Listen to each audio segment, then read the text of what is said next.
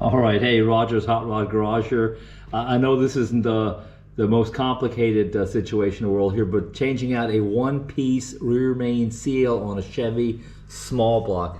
Pretty simple. Take the flex plate off, lay it over there in the corner, right there it is, and then come over here. These are not metric. These are actually, this is 3/8, this one's 7/16.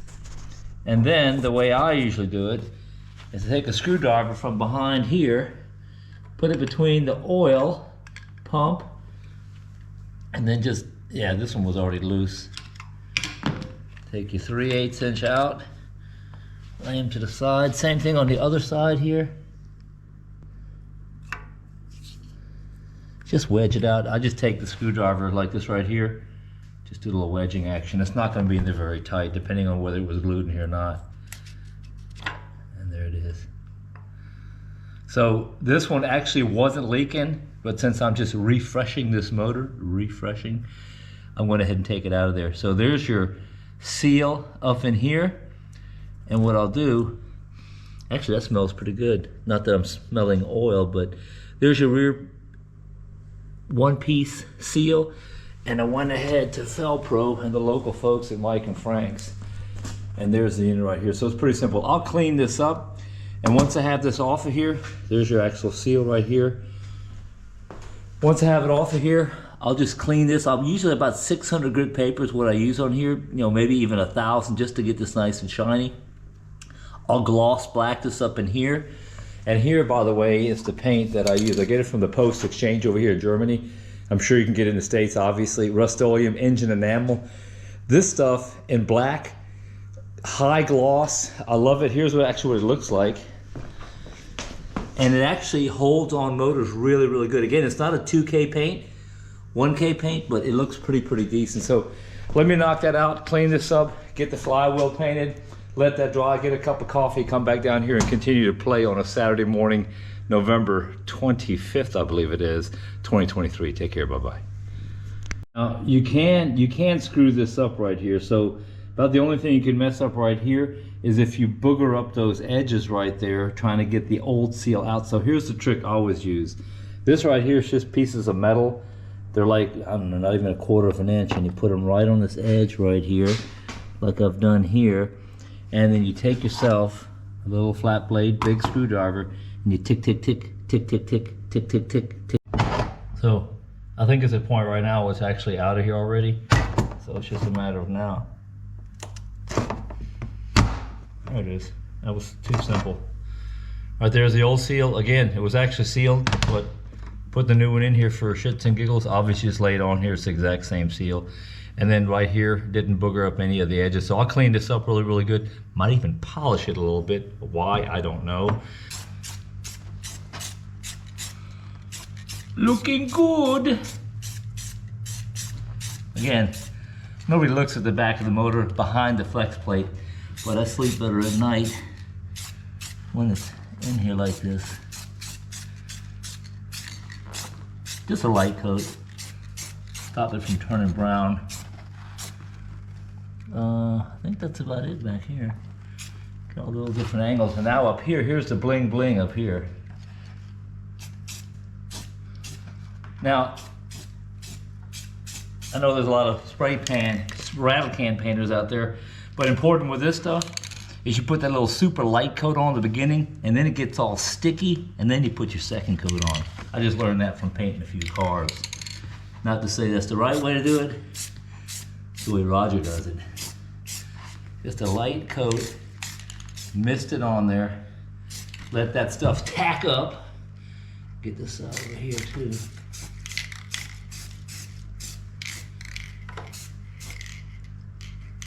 A little bling bling. That's it. So, again, like I said, I'll let that tack up a little bit. Did I get everything? No, up in here, I'm missing some. Down here.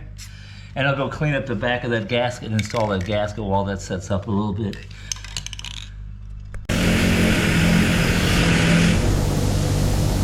There you go, baby.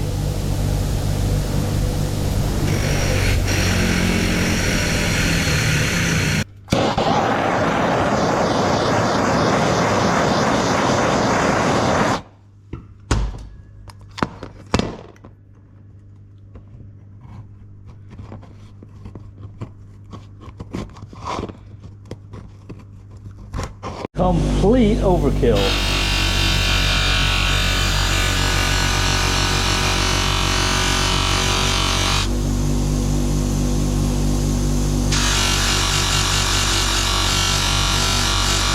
All right, that turned out pretty decent.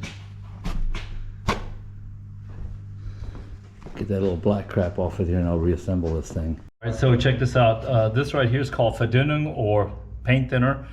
And what I do is I go ahead and paint everything, especially on these little oil galleys back here. And then what I do here is while it's drying and not quite tacked up, see, like right here, here's where you're gonna run your bead of silicone up in here. So you don't want paint on here, you want that to be bare metal. So what I do, carefully, just rub this on here like this. And the first time it's not gonna come off, but let that little paint thinner work up in there. And you see, it starts coming off there carefully. And it's like taping it off, except you didn't tape it off. And you just want that little bitty area right there to be clean. And again, you've got that little seal that Chevrolet gives you, that little piece of rubber, silicone, or whatever it is. I never put those in there. I just put a big fat bead, let it squeeze out, and then what I do with little chunks of toilet paper, not the ones that are used, of course, is I'll just sit here and clean this off, throw the toilet paper away, clean it off, throw the toilet paper away, clean it off, until you have a nice little beautiful seam. And especially on the front of the motor. On the back of the motor, it really doesn't make a difference because you ain't looking at that. But anyway, so then just turn your paper around here, a little paper towel. And then now you've got a perfectly clean seal up in here for that silicone to adhere to. Anyway, and the same thing down here. I've got this with, I don't even think it's 600 grit paper, it's like 1,000 grit paper. I got it from the back. And what I do here is just, I'm gonna run around here a little bit and just make sure that thing is cleaned off. Now, before I slide anything on here, I'm gonna put a little bit of, not silicone, but oil on here just to make sure that that seal slides up in there nice and neat. Anyway, check this out. So I'm ready to go here. I'm just gonna let this dry and go get that cup of coffee I talked about earlier. All right, so don't judge me again. This right here, you know, when you take your silicone right here off, eventually it's gonna clog up here, so don't throw the thing away. Just pop a hole in here someplace where it's soft, right there, and start squeezing. There it comes right there. So I'm gonna get this on my finger right here. And then first, this is the actual seal. Put a light little bead around there, nothing much. Again, most of the sealing is gonna happen with those ridges in there. Here, nice and flush. It's gonna be hard getting it in there flush, but that's why you take a block like this right here. It's nice and smooth, and then you can get an even squeeze on it. On this back edge right here. Look at that.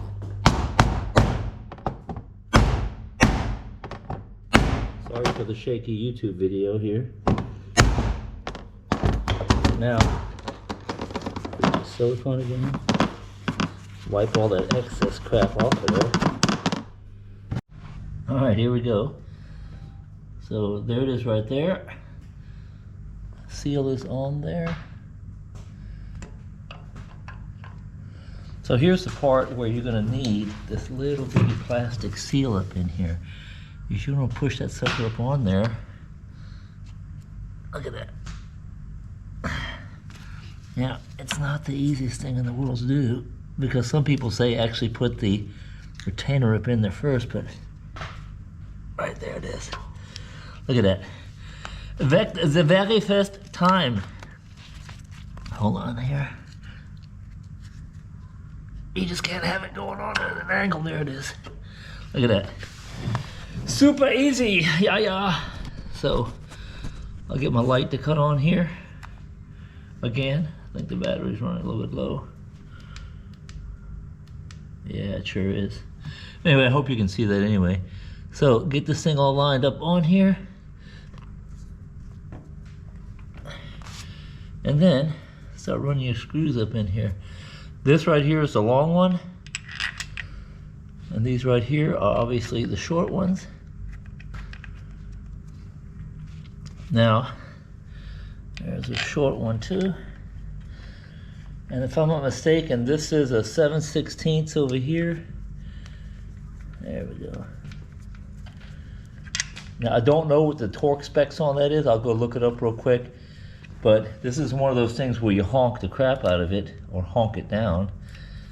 That's the, I think this is a 7/16 right here, yep. And then this one right here. Again, I won't pull it down tight right now. I'll just do a visual inspection real quick here.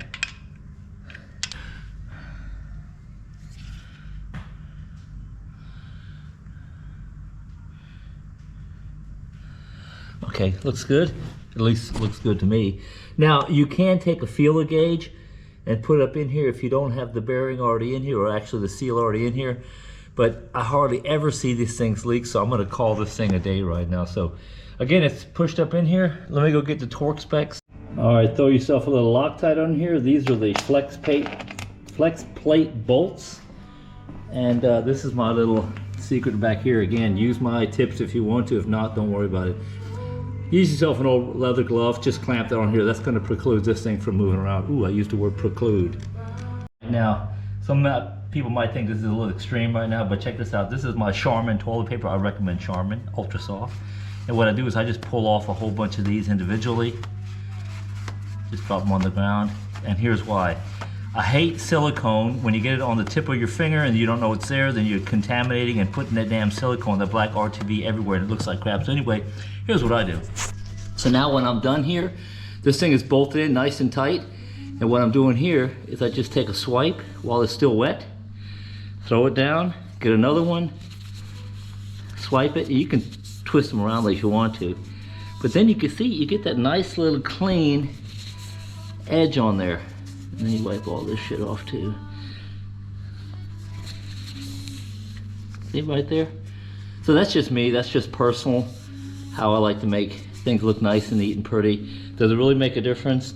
No, but you don't have that little goob of RTV squeezing out in the corner. And what I'll do is I'll do this whole thing down here too. See all those little bubbles that came out when I pushed that thing tight?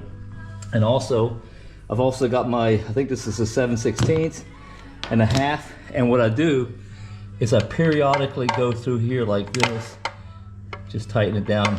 Again, this is not very tight. I've got Loctite on all of these, and just give it a nice little quarter turn. And I don't have a calibrated torque wrench in my elbow, but good and tight is good and tight. Go around here, and I'll do this one more time around the whole perimeter. Then let's switch over to the 1/2 inch, which I think came in from the bottom right here. Yeah. That one's already tight, so I'm not gonna screw with that one. Or I was just at the wrong angle. Anyway, looking pretty tight. So the toilet paper's on the ground. Yeah, I'm a little bit lazy because I didn't want to flip it upside down and put it on the actual other stand. That's the right way to do it. But I just laid it on its back with the wrench, with the engine lift. And I just got these things put on here, and I'll tighten them down. That way I don't have to re-bolt all that stuff in the back, and I'll put the flex plate back on, and I'll call this a day for the day. Right, one more little thing here, so check this out. This is that little piece of crap bung on the back of the engine that actually you hook into the oil pressure line. That's your idiot light or either your oil pressure. So the only thing I did here is I just cleaned it up a little bit, polished it, put a little Teflon tape on the bottom. I'm gonna reuse this. I actually like the machining on this, it looks kind of cool. Anyway, oil pan is getting ready to go back on right now. Like I said earlier, I'm gonna reuse this pan gasket right here because it's in pretty good shape. What I'm gonna do is I'm gonna take a little paint thinner, clean these corners, make sure there's no grease up in here, obviously on both sides. Hit this area with RTV, and then this area with a light swipe of the stuff. And then check this out, these bolts right now, obviously are the ones that came out, I saved them. But if you look at the thickness of this pan right now, that ain't gonna cut the mustard. So check this out. Always save from, I don't even know what project this was. I think we're right up in here someplace. This right here, perfect length. So check this out. There it is right there. And that'll dig up in there, and that'll be plenty of strength on there. I'll put a little Loctite on there, and now I just gotta count them out of here. 1, 2, 3, and if I have to, I can use the new stuff right here. Anyway, just as a plan. Never throw stuff away, try to organize it. And like you see over here, I put everything in bags. And if this guy doesn't come pick up the stuff I've got on German eBay, I'm just gonna take this and it's gonna go into my bag of stuff. There's some longer ones too, by the way. Anyway, scratch that. If I put this thick gasket on here, then I'm gonna have to go ahead and use the new ones right here. That's about what I want going into the bottom of the block. Because even these right here that I found and cleaned up, where they at right here, that ain't enough. Anyway, so change of plans. I'm gonna go ahead and put the pretty stuff in here. You know, technically I don't need a pair of glasses, maybe some reading glasses, but I used to be able to read that really easy. Now I've got to take it over to the light, squint a little bit to read that, so I guess that's a little bit of age kicking in. But look, the oil pan bolts, I don't torque those. I got enough, what I call experience in my back pocket to just get those nice and tight. They got those compression bushings in the actual gasket itself, the rubber gasket, so you can't really screw that thing up, but nice and tight, and I cleaned that up. Got the flex plate bolted to the back of this thing right now, so the only thing I'm gonna do is just like if you're doing lug wrenches on cars or wheels, you just have to go down in a sequence. There we go. So go over here, and you know, I think this is 5/8 or a 15, but you know, really, I don't know. So I got the one that's on here. This is literally a 14 millimeter Hatset wrench that I'm using right here. But anyway, I'll just go back and forth, because if you look on here really closely, I was using a 15 when I was taking them off, and I rounded them off just a little bit. But anyway, looking pretty spiffy right now. So I'll just go around here, and the little trick on there on the corner with the vice grip, that doesn't damage anything. That just stops from paint from getting screwed up. And I just got that wedged up in there.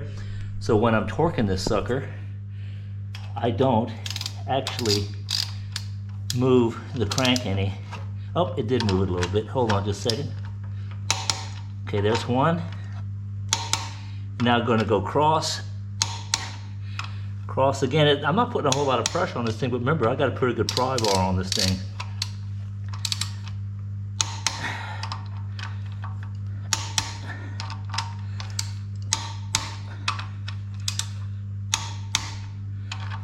I think I just went that one twice. Go over here.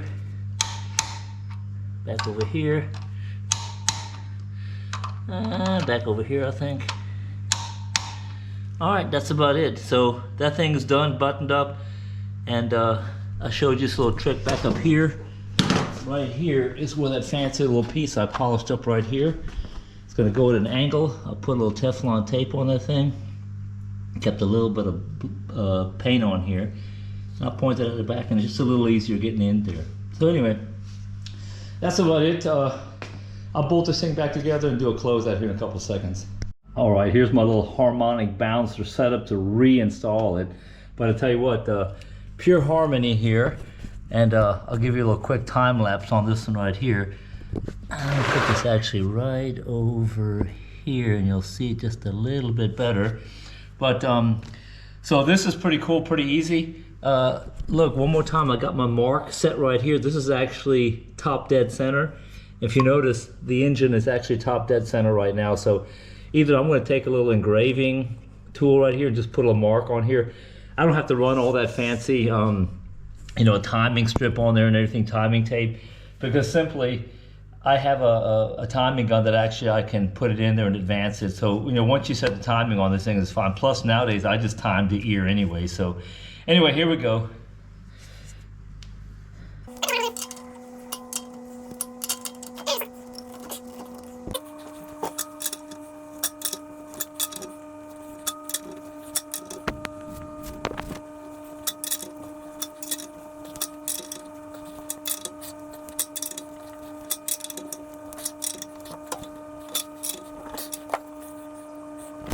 And basically, when you get this thing and it literally won't go anymore, you can pick up the motor. This thing is bottoms itself out right down here, and if you look down here, that's the exact same distance, you know, 1/4 inch. I didn't measure it, of course, that I had when I took this thing apart on the other video. So pretty simple. Reinstall this stuff, take it back out, and then I'll go ahead and button up the front of the motor.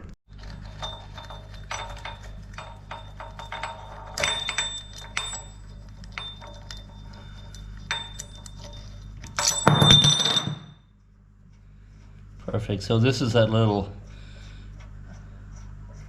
transition from the inside, and of course you put it right back where it came from, so for the next time it won't be lost. This piece right here goes right here in the center, and we'll call it a day. That goes in here someplace. Perfect. Let me close this thing up now. So check this out. Here's a starter that I literally don't remember where I got it, what project for, but it was laying up way back there. I think I actually showed that on video 1. But look, these things take a certain kind of special bolt to go all the way through here, these little shorty starters. So tips to anybody, never throw your collection of stuff away. So here's one that would have worked, but it's kind of dirty. But I found 2 of these, so now I'm gonna head over here and do the last little project before I crank this thing up. Now, I'm not gonna crank it up anytime soon, but I've got this all setting up in here.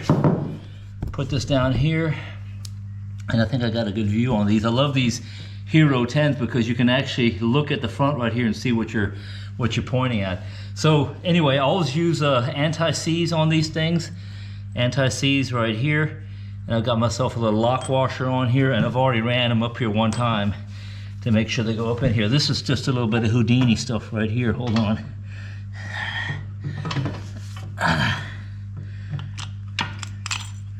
And there it is right there. Get that sucker started.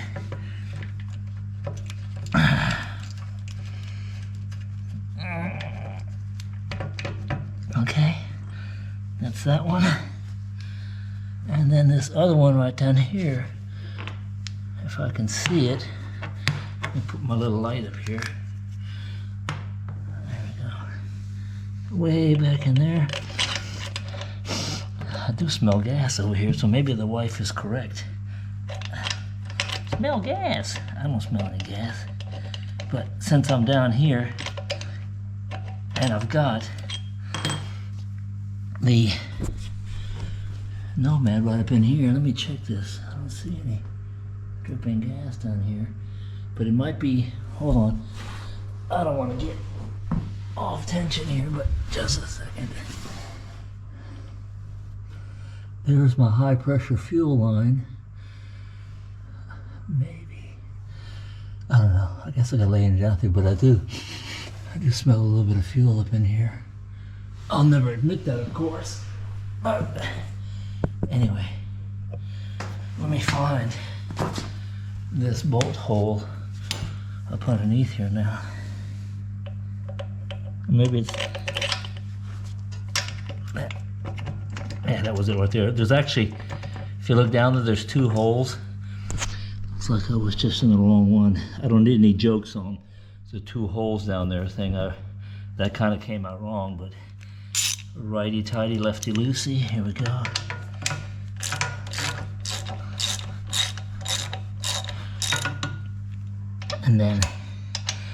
And then, you know, most times when you buy a starter, you got those shims in there.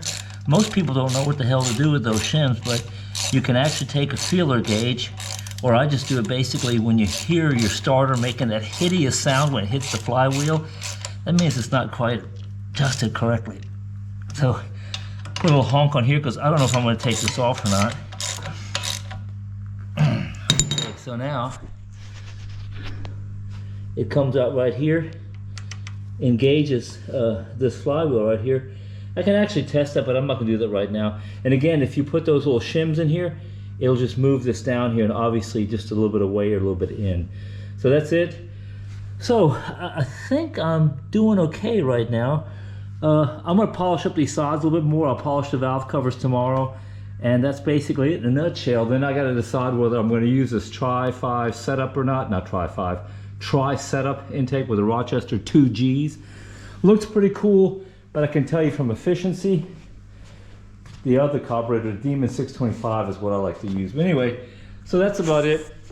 I've been wrenching out here, and I've been pushing the envelope for 6-7 hours right now, but it's therapy, people, therapy. Take care, bye-bye. Roger's Hot Rod Garage. Bye.